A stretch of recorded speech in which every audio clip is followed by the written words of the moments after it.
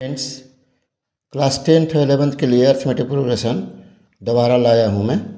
आज डेट है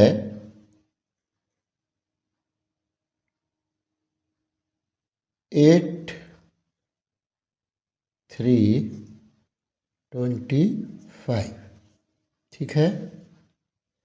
अब देखिए क्वेश्चन है, मैं अल्टरनेटिव मेथड से बनाऊंगा। दो क्वेश्चन इसमें सेट किया हूँ। Fifth term of an AP is a and quick term is b. देखिए स्टूडेंट, मैं जो बोल रहा हूँ अच्छे से समझिएगा।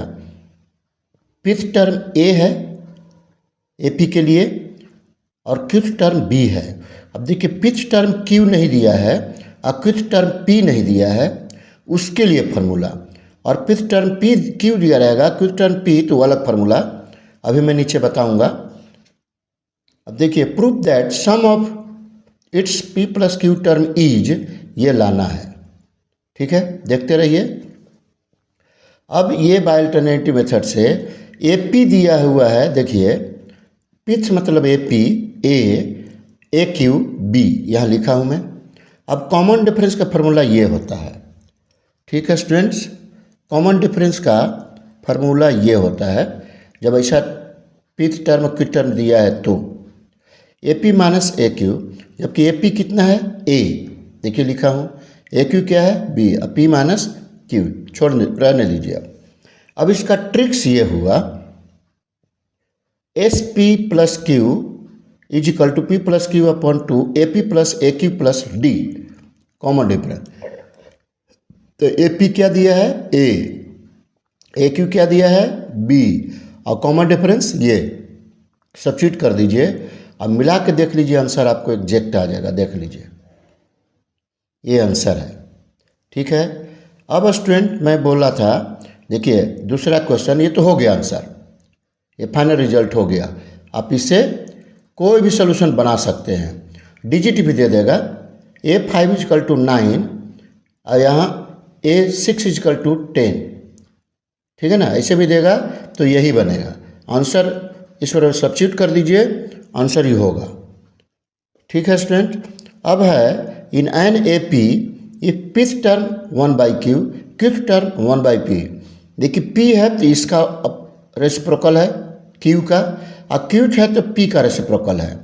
जब इस टाइप का रहेगा तो लिखा है proof that the sum of first p q term is ये। देखिए अब देखिए a P is equal to 1/Q a q is equal to 1/P। पहले तो कॉमन डिफरेंस निकालेंगे। देख लीजिए a p minus a q upon p minus q, तो यहाँ आएगा कॉमन डिफरेंस 1/, देखिए यहाँ लिखा हुआ कॉमन डिफरेंस ये आएगा। देखिए इसका एलसीएम लेगा ना, P minus Q upon P Q, तो ये लिख दिया। ये पहले से पी क्यू था, पी माइनस क्यू, तो ये कैंसिल हो गया, तो डी का वैल्यू आ गया।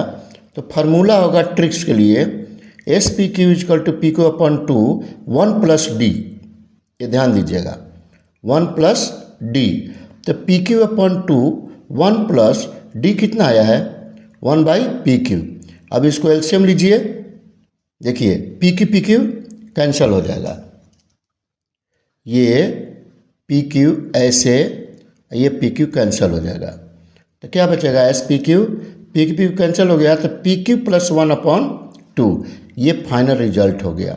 और कभी क्वेश्चन रहेगा students A P is equal to Q और pth term is equal to Q qth term is equal to P, तो उसके लिए ये सिर्फ यहाँ जो है 2D हो जाएगा, सिर्फ 2D बस निकाल लेंगे, वो आंसर हो जाएगा। थोड़ा थोड़ा चेंज होगा, वो तो याद रखना पड़ेगा।